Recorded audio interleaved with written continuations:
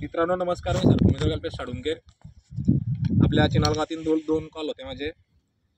एक Indian cobra भरपूर विषारी आणि एक बिनविषारी साप, इंडियन वार्म स्नेक या छोट्या सापाचं नाव।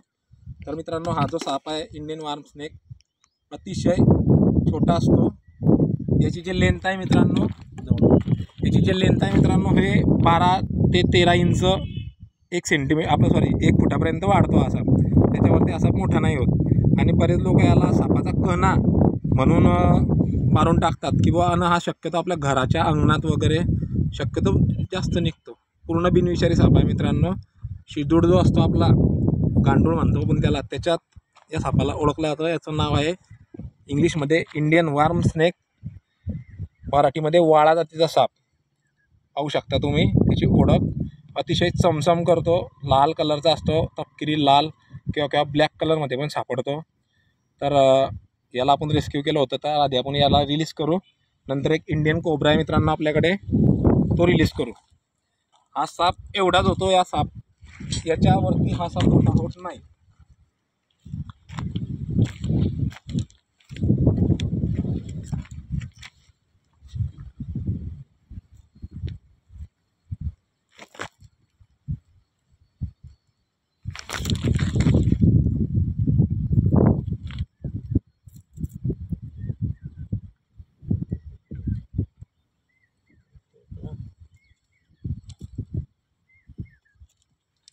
तर ओके मित्रांनो,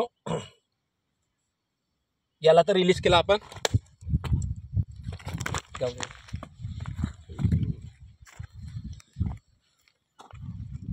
तर आपल्याजवळ आहे आता इंडियन स्पेक्टिकल कोब्रा।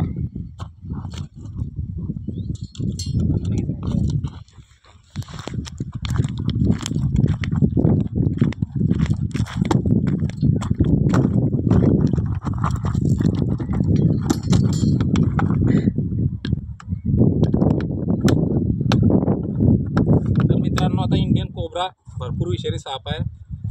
याची लेंथ 6-7 फुटापर्यंत आढळतो।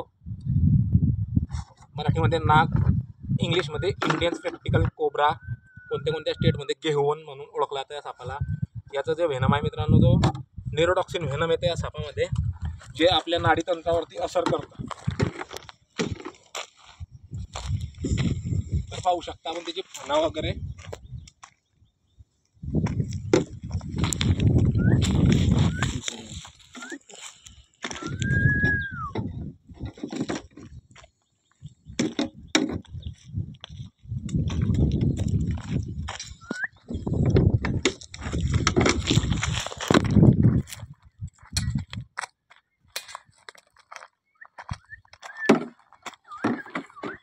तर मित्रांनो पाहू शकता आपण त्याची ओळख, फणा काढतो लांब आणि समोरचा जो व्यक्ती आहे त्याला घाबरवण्याचा प्रयत्न करतो। जसा जसा मी असा फिरेल तसा तसा फणा काढून तो मला घाबरवण्याचा प्रयत्न करेल।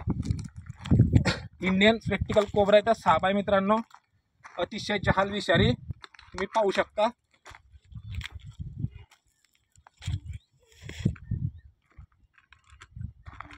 तर आपण याला रिलीज करतो आता।